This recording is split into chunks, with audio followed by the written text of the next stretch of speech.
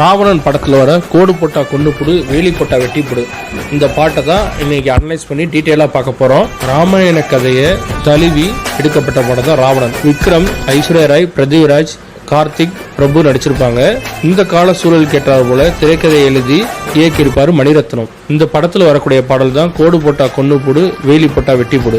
இந்த பாடலை வைரமுத்து எழுதியிருப்பாரு, ஏஆர் ரஹ்மான் இசையமைச்சிருப்பாரு, பென்னி டாயல் பாடியிருப்பாரு. இந்த பாடல் இந்த படத்துல எந்த சூழ்நிலையில வருது, இந்த பாடல் இந்த கதைக்கு எந்த அளவுக்கு பயன்பட்டிருக்கு, இந்த பாடலில் இருக்க ஒவ்வொரு வரியும் தனித்தனியா பிரிச்சு அதுக்கான அர்த்தத்தை நம்ம இனிமே பார்க்க போறோம். படத்தோட கதைப்படி திருநெல்வேலி மாவட்டத்தில் மலைப்பகுதியில் பழங்குடியின மக்கள் வாழ்ந்து வராங்க. இந்த மக்களுக்கு தலைவனாக விக்ரம் வராரு. இந்த படத்தோட கதைப்படி விக்ரமுக்கு வந்து வீரான்கிற ஒரு கேரக்டர் இருக்கும். இவரோட அண்ணன் கேரக்டர் வந்து பிரபு பண்ணியிருப்பாரு, தங்கையா பிரியாமணி பண்ணியிருப்பாரு. இவருக்கு ஒரு தம்பி இருப்பாரு, அவர் சக்கரன்கிற கேரக்டர் பண்ணியிருப்பாரு.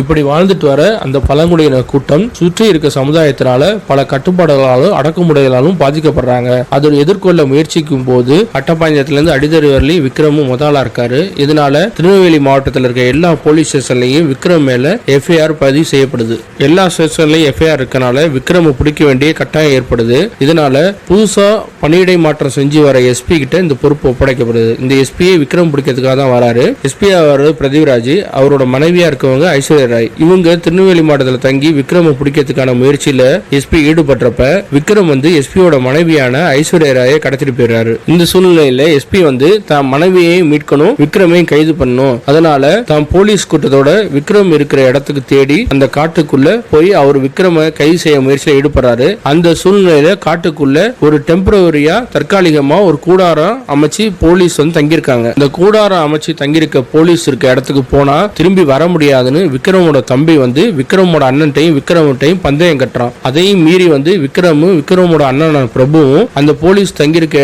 அந்த கூடாரத்துக்கே போய் அங்க போலீஸ் பயன்படுத்துற துப்பாக்கிகளையும் எடுத்துக்கிட்டு போலீஸ் கூட்டத்தில் இருக்க ஒரு போலீஸ் ஆபீசரையும் கடத்தி கூட்டிட்டு வந்துடுறாங்க. இதனால பந்தயத்துல தோத்து போயிடுறாரு சக்கரை. தோத்து போன தன் தம்பிக்கு சக்கரைக்கு மொட்டை அடிச்சு கழுத மேல ஊர்வலமா ஏத்தி ஒரு வேடிக்கையான நிகழ்ச்சியை நடத்துறாங்க.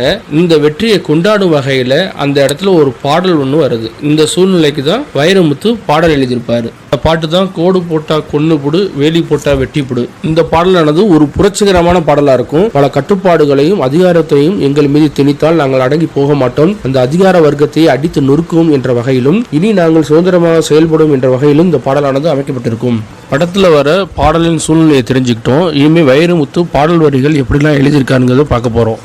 கோடு போட்டா கொன்னு போடு வேலி போட்டா வெட்டி போடு, நேத்து வரைக்கும் உங்க சட்டம் இன்னைக்கு இருந்து எங்க சட்டம், அடுத்து வில்ல போல வளைஞ்ச கூட்டம் வேலை போல நிமிந்து விட்டோம், எங்களுக்கு கட்டுப்பாடு விதித்து எல்லை வரம்புகள் விதித்தா நாங்கள் கட்டுப்பட்டு அடங்கி உடங்கி இருக்க மாட்டோம், அப்படி செய்ய நினைக்கும் அதிகார வர்க்கத்தை நாங்கள் அடிச்சு நொறுக்குவோம், எங்கள் விருப்பப்படி வாழ வரோம், நேற்று வரைக்கும் உங்க சட்டத்திட்டத்துக்கு கட்டுப்பட்டு அடங்கி உடங்கி வாழ்ந்து வந்தோம், அது மாதிரி வாழ்க்கையை நாங்கள் வாழ மாட்டோம், நாங்கள் வேலை மாதிரி நிமிந்து நின்று துணிச்சலா எதை எதிர்கொள்வோம் போன்ற அர்த்தத்துடன் பல்லவி எழுதப்பட்டிருக்கும். அடுத்த சரணம். சோத்துல பங்கு கேட்டா அட இலைய போடு இலைய, சொத்துல பங்கு கேட்டா அவன் தலைய போடு தலைய, எங்களிடம் வேண்டி வருபவர்களுக்கு எதிர்பார்த்து கேட்டு வருபவர்களுக்கு கருணை உள்ளத்தோடு உதவும், அதே நேரத்தில் எங்களை ஏமாற்றும் என்ற எண்ணத்தோடு வந்தால் கண்டிப்பாக தண்டிக்காமல் விடமாட்டோம், ஊரா ஊட்டு சட்டத்துக்கு ஊடு நாடு மசியாது, மேகம் வந்து சத்தம் போட்டால் ஆகாயம்தான் கேட்காதே, மற்றவர்கள் எங்களுக்கு சட்டத்திட்டங்களை வகுத்து கொடுத்தால் அதற்கு நாங்கள் கட்டுப்பட்டு வாழ மாட்டோம், மேகம் நிலையில்லாது நகர்ந்து போகும் கலைந்து போகும், அதே போல்தான் உங்கள் சட்டமும், ஆனால் நாங்கள் ஆகாயம் போன்றவர்கள் நிரந்தரமானவர்கள், ஆதலால் ஆகாயம் மேகத்தை பின்தொடர வேண்டிய தேவையில்லை, ஆட்டையும் பூட்டையும் பூமியை யாரும் பட்டா போடக்கூடாது, பூமி பொதுவானது, இதற்கு எல்லைகள் போட்டு பிரிவினையை ஏற்படுத்தக்கூடாது. இந்த அர்த்தத்துடன் பொருளுடன் முதல் சரணம் எழுதப்பட்டிருக்கும்.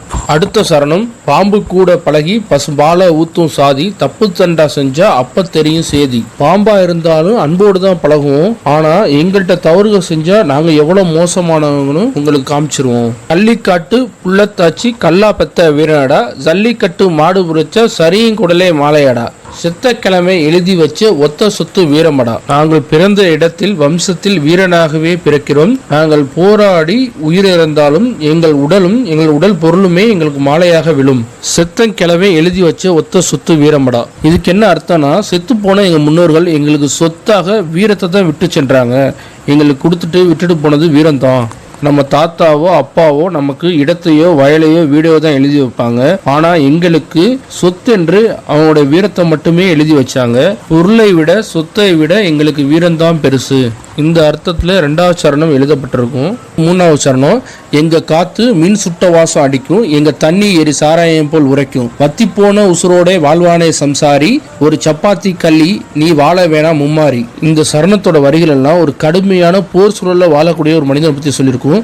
எங்க காத்து மின் சுட்ட வாசம் அடிக்கும், அதாவது சுத்தமான காத்து இல்லாம இருக்கும், நாங்க சுத்தமான காற்று இல்லாம, குடிக்க தண்ணீர் இல்லாம, சுகாதாரம் சுத்தம் இல்லாம இருக்கிறோம். அப்பேற்பட்ட சூழ்நிலையும் சரியான உணவு ஆதாரம் இல்லாம மெலிந்த உடலோடு ஆரோக்கியம் இல்லாம வாழும் ஒரு சம்சாரியாக வாழ்ந்து வருகிறோம். சம்சாரினா என்ன பொருள்னா, விவசாயி, உழவன், தொழிலாளி, குடும்பத்தை சுமையை சுமப்பவன், குடும்பத்தை காப்பாற்றுவன், இதுக்கு பேர் தான் சம்சாரி. இந்த மாதிரி ஒரு கடுமையான சூழல்ல வாழ்றோம். ஒரு சப்பாத்தி கள்ளி நீ வாழ வேணாமே மும்மாரி அப்படின்னா, சப்பாத்தி கள்ளி ஒரு வறண்ட நிலத்துல வாழும். அந்த வறண்ட நிலத்துல வாழ்றதுக்கு வறண்ட நிலத்துக்கு மும்மாரி தேவையில்ல. மும்மாரினா என்ன பொருள்னா, கோடை காலம், மழைக்காலம், குளிர்காலம், இந்த காலத்துல மழை பெய்யறது தான், அந்த 3 மலைக்கு பேரு தான் மும்மாரின்னு பேரு.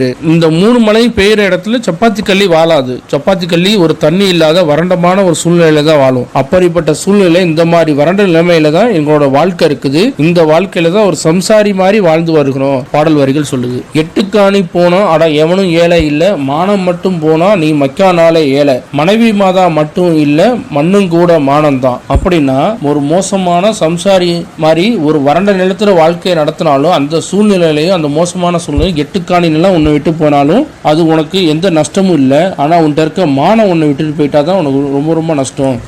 வாழ்கிற இடத்துக்கு பிறரால் ஆக்கிரமிப்பு கொண்டு விரட்டப்படும் சூழல் ஏற்பட்டாலும், இல்லை பிற சட்டத்திட்டத்துக்கு வாழ வேண்டிய சூழல் ஏற்பட்டாலும், தாய் தந்தையரும் மனைவியை எப்படி நாம் காப்பாற்றுறோமோ அதே மாதிரி மண்ணை விட்டு கொடுக்காமல் மண்ணை மீட்டெடுக்க வேண்டும், காப்பாற்ற வேண்டும் என்ற அர்த்தத்தில் சொல்லப்பட்டிருக்கும்.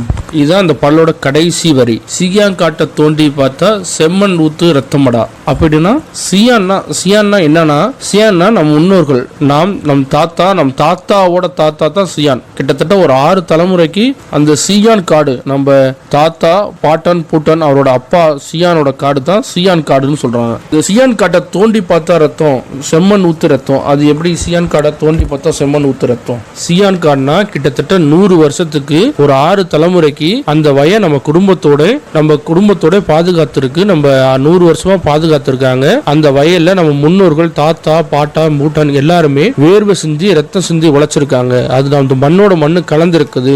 அந்த மண்ணோட ஊத்து தான் ரத்தமா இருக்குது. அதுதான் சியான் காடு ரத்தம் தான். இதுதான் சொல்லியிருப்பாங்க. மண்ணும் கூட மானம் தான், மண்ணுக்கு உயிர் இருக்குங்கிற வகையில தான் வைரமுத்து மனைவி மாதா மட்டும் இல்ல மண்ணும் கூட மானம் தான் சொல்லியிருப்பாரு. இந்த படத்தில் வரும் கதையின்படி இந்த பாடலில் மலைவாழ் மக்களின் கடினமான சூழலையும் தன்னுடைய அன்பையும் கருணையும் தன்னுடைய வீரத்தையும் மானத்தையும் இந்த பாடலுக்குள் அர்த்தமாக சொல்லப்பட்டிருக்கும். யாருக்கு பாட்டம் பூட்டம் சியான் காடு இருக்குது கமெண்ட்ல சொல்லுங்க. யார் நான் சொந்த இடத்தை விட்டுட்டு இடம்பெயர்ந்திருக்கேன் கமெண்ட்ல சொல்லுங்க. சியான் கார்லாம் ஒண்ணும் இல்ல அப்படின்னாலும் கமெண்ட்ல சொல்லுங்க. சியான்ட்ட 100 வேட்டி இருந்தது, அது எங்க தாத்தாட்ட வரப்போ ஒரு வேட்டி ஆனது, அதையும் பங்கு போடுற பேர்ல கிழிச்சிட்டாங்க அப்படின்னாலும் கமெண்ட்ல சொல்லுங்க. பாடலை திரும்ப போய் கேட்டு பாருங்க. அடுத்த பாடலை பற்றி பேசுறப்ப சந்திப்போம். நன்றி, வணக்கம்.